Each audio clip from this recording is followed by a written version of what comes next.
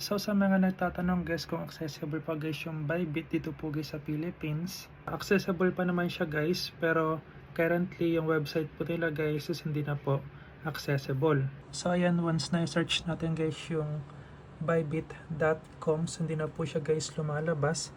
Ayan na po yung lumalabas, pero sa mga naka-install guys ng application and meron na po guys account dati, so bali na-access pa po siya. Pero once na mag-create po tayo ng bagong account, so bali hindi na po tayo guys makakapag-create ng bagong account. Ito guys yung Bybit ko, and as you can see guys, ayan, working na working pa siya. So yung mga hindi lang guys maka-access dito is yung mga new user or magre-register pa lang po.